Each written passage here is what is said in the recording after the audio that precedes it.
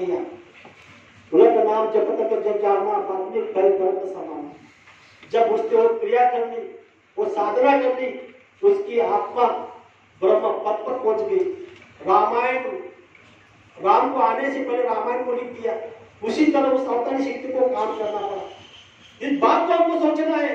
और उसी रामायण के समय में जब राम यहाँ पर हाजिर थे, स्वयं वाल्मीकि ऋषि हाजिर थे, जब रजक निंदा के कारण माता सीता को वन में जाना पड़ा। जब वो वन में चली गई, वहां उसने छोटी सी कुटिया बनाई। कुटिया में जब वो राम राम राम राम रटती रही, तो उसी जंगल में वाल्मीकि ऋषि जाने लगे। उनके कान पर राम नाम आया। जब राम नाम उनके कान पर आया तो वाल्मीकि ऋषि उस कुटिया में गए। वह कुटिया में देख रहा है कि माता सीता राम राम रटन कर रही है। उसी समय वाल्मीकि ऋषि ने उसको कहा कि बोले बेटा तू बोल। उस समय माता सीता ने बताया कि मैं जनक कन्या श्री राम की पत्नी सीता हूं। बोले बेटा तू क्या कर रही है? बोले मैं राम नाम को रटन कर रही हूँ, मैं राम का जाप कर रही हूँ। उस समय वाल्मीकि ऋषि ने क्या कहा? बोले बेटा अगर तू इस समय में राम नाम को रटेगी जटेगी तो तेरी जीभ क्षीण हो जाएगी। क्योंकि आपको 21,000 बार जब आप राम नाम को रटेगी तब आपका एक दिन का जप पूरा होगा। तो आप अगर 21,000 बार अगर राम नाम को जपेगी तो तेरी जीभ क्षीण हो जाएगी। तो उस समय माता सीता ने हाथ जोड़कर विनम्र प्रार्थना की कि मुनिवर, ऋषिवर, स्वामी मुझे क्या करना पड़ेगा? उस समय वाल्मीकि ऋषि ने वह राम नाम को काट दिया और वहां पे नाम दिया। कौन सा नाम दिया? राम रमेति रमेति रमे रामे मनोरमे सहस्र नाम तत्तुल्य राम नाम वरामे। जिसमें क्या कहा कि सहस्र बार राम नाम तत्तुल्य, राम रमेति रमेति रमे रामे मनोरमे सहस्र नाम तत्तुल्य। मतलब एक जाप करोगी तो 1,000 बार का राम नाम का जाप हो जाएगा। और 21 बार अगर आप बोलोगी तो 21,000 बार का राम नाम का जप हो जाएगा। वहां ऐसे होते संत महात्मा। और ये संत महात्मा ने वहां पर उसी समय राम रहते हुए वो राम नाम को काट दिया और ये नाम दिया। विचार करो। मेरा सामने का तात्पर्य यह है कि संत महात्मा यह क्या क्या करते। तो त्रेता युग में राम नाम की महिमा उसी समय खत्म हो गई। अगर हम संसार के लोगों को अगर बताएंगे कि राम नाम की महिमा खत्म हो गई, वो क्या बोलेंगे? अरे क्या मूर्ख जैसी बात करते हो आप, क्या राम जैसी बात करते हो, राम को आप मानते नहीं हो क्या? लेकिन उसको अगर हमने विनम्र भाव से समझाया कि राम कितने होते हैं, राम तो 4 होते हैं। एक राम होता है दशरथ का बेटा, तो दशरथ के बेटे का राम की महिमा होती है त्रेता युग में। और दूसरा राम जो हमारे अंदर में है, गढ़ में बैठा हुआ है, हमारे अंदर में राम है। जब हम किसी गांव से कोई प्रेमी आता है, रिश्तेदार आता है, तो हम उसको क्या कहते हैं? राम राम बोलते हैं। कभी किसी ने आपको ये बताया एक ही बार राम कहा जाता है? कितने बार बोलते हो? 2 बार बोलते हो। तो आपने किसी को पूछा कि 2 बार राम क्यों बोलते हो, 1 बार क्यों नहीं बोलते, 3 बार क्यों नहीं बोलते? जब आप सामने वाले को राम राम बोलते हैं तो वो सामने वाला अपने आप को राम राम बोलता है। वो भी 2 बार बोलता है, वो 3 बार क्यों नहीं बोलता, 1 बार क्यों नहीं बोलता? इसमें भी रहस्य है। ये संत महात्मा बताते हैं। जब हम उनको राम राम बोलते हैं, वो हमको राम राम बोलता है, उसमें क्या रहस्य है? हमारा अंदर का राम आपके अंदर का राम को राम राम कहना है। वो बाहर का आदमी कहता है, बाहर का जो बोलता है कि मेरा अंदर का राम का भी आपका अंदर का राम को राम राम। ये प्रथा है, ये हमने किसी से पूछा नहीं। इसीलिए हम आपको बताना है कि दूसरा राम वो है। तीसरा नाम का सकल पसारा, जो सभी प्रेमियों ने जो नामदान लिया हुआ है, जो हमारा पहला नाम होता है, वो तीसरा नाम है। क्योंकि यहाँ मृत्युलोक का जो राजा है, जो साम्राज्य है, जो करता धरता है, वो राम तीसरा है। और चौथा नाम कौन है? जब यहाँ कुछ भी नहीं था, कुछ भी पसारा नहीं था, वो है अनामी धाम से आए हुए स्वयं कुलमकुल मालिक बाबा जय गुरु जी महाराज। ऐसे 4 नाम की वर्णन यहाँ पर किया गया है। इस बात को हमको सोचना है। तो हम आपको इस बात को सोच के चित्त में यह बात करना है। आगे हम आपको गुरु महाराज समझाते हैं, अगर चिंतन चैतन्य का करोगे तो आपको अनुभूति आएगी। चैतन्य का चित्त क्या होता है? आत्मा चेतन है, परमात्मा चेतन है। जब हमारी चेतन आत्मा परमात्मा को मिलेगी, तब हमारी चैतन्य से बात होगी, तब हमको अनुभूति मिलेगी। आगे क्या है, गुरुपद है।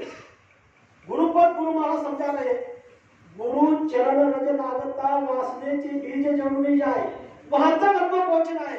तो गुरु चरण रज लागता, हमारे रज मतलब अंदर का गुरु। अभी अभी हमने जो प्रार्थना सुनी, यहाँ पर हर दिन हम प्रार्थना सुन रहे, गुरुदेव आए पधारे। जब हम गुरुदेव को पधार रहे तो बाहर से ये जन्म जो शरीर है इससे तो गुरु महाराज आ गए, लेकिन अंदर में जो गुरु महाराज है उन अंदर में हमको उस गुरु पद पे जाना है, उस चरण कमल पे जाना है। फिर आगे संत महात्मा समझाते हैं, चैतन्य जो करोगे तो अनुभूति मिलेगी, और चित्त अगर आप गुरु चरण की करोगे, चित्त अगर गुरु चरण की करोगे तो आपकी रस चौड़ाई शिवनी कट जाएगी और आपका जन्म मरण का चक्कर छूट जाएगा, और जहां से आपकी जीवात्मा है वह जीवात्मा वहां तक चले जाएगी। जब ऐसे सच्चा महात्मा इस धरती पर आते हैं, नाम का दान देते हैं, तो उन्होंने क्या किया, त्रेता युग का राम नाम का इतिहास बताया, द्वापर युग का कृष्ण नाम का इतिहास बताया, और इस कलयुग में जय गुरुदेव नाम को सिद्ध करके, पावरफुल करके हम आपको गुरु महाराज ने विधिवत बताया कि सिमरन करना, ध्यान करना, भजन करना। सिमरन क्या होता है, चाबी होती है, और जो त्रिकुटी शिखर का ताला है उसकी चाबी खोलने का नाम सिमरन होता है। तो यह सिमरन हमको गुरु महाराज ने क्या बताया, ना जीभ हिले, ना ओठ हिले, ना कंठ हिले, ना मुख हिले। लेकिन हमारा सिमरन कैसा है, कर में तो माला फिरे, जीभ फिरे मुख माई, मनवा तो 24 फिरे, ये सिमरन नहीं। सिमरन करते समय हमको पहले बंदगी को याद करना है।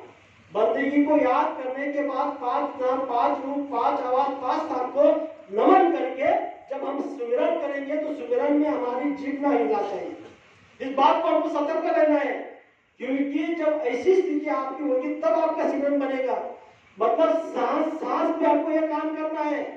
गुरु महाराज ने ये बात बताई है, लेकिन हमारा क्या होता है, जब हम सिमरन करते हैं कभी माला गिर जाती है, कभी चौथा नाम, दूसरा नाम, दूसरा नाम, पांचवा नाम, चौथा नाम। हमको पता होता नहीं कि हम कौन से नाम का सिमरन कर रहे हैं। फिर आगे हम किसका कौन सा धर्म को याद कर रहे हैं, ना रूप मालूम होता है, ना आवाज मालूम होता है, ना स्थान मालूम होता है। हम उनको वहां यहाँ बुलाते हैं, यहाँ हमको बुलाना नहीं, हमको वहां जाना है, हमारे आत्मा को वहां लेकर जाना है, और उनकी जगह नहीं छोड़ेंगे। अरे पहला नाम दूसरा नाम तक नहीं जा सकता, दूसरा नाम तीसरा नाम तक नहीं जा सकता, लेकिन सभी दरियों के पास हमारी आत्मा जा सकती है। इसीलिए कहा गया है कि बड़े भाग मानुष तन पावा, सूर दुर्लभ सब ग्रंथन गावा। सभी ग्रंथों में इसी बात का जिक्र हुआ है कि हमारी आत्मा उस परमात्मा तक, सतधाम तक जा सकती है। इसीलिए 33 करोड़ देवी देवता इच्छा करते हैं कि हमको भी अगर मानव का शरीर मिला होता तो हम जय गुरुदेव आश्रम पर जाकर सत्संग सुने होते, साधना किया होता है, और यहाँ का मानव इस बात को मानने को तैयार नहीं। अरे कितने लोगों को गुरु महाराज ने नाम का दान दिया, कितने लोग सुमिरन कर रहे, ध्यान कर रहे, भजन कर रहे, कितने लोग सत्संग में जा रहे हैं। इसका अर्थ स्पष्ट होता है, जिन जिन प्रेमियों को बाबा जय गुरुदेव जी महाराज ने नाम का दान दिया, जिनका विश्वास गुरु महाराज पर है वही सत्संग में जा सकते, जिनका विश्वास गुरु महाराज पे वही सुमिरन ध्यान भजन कर सकते, जिनका गुरु महाराज पर विश्वास है वही लोग गुरु आदेश का पालन कर सकते, और जो गुरु आदेश का पालन करेंगे वही उनकी सच्ची भक्ति होगी। और इनको पहचान लो, इनको कौन है, अरे इनके लिए कौन कौन थके, ब्रह्मा थके, वेद थके, थक गए शेष गए। गीता का जा गंगे नहीं, ऐसा सतगुरु का देश, ऐसा सतपुरुष का देश, वो कहां से आए।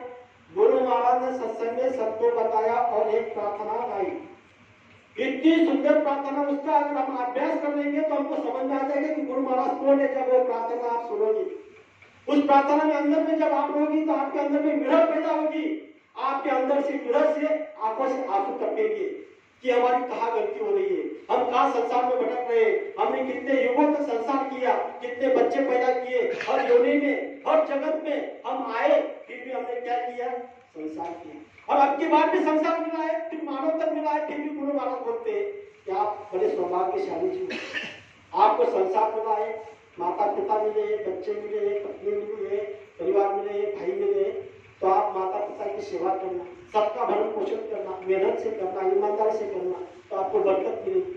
ये सब बातें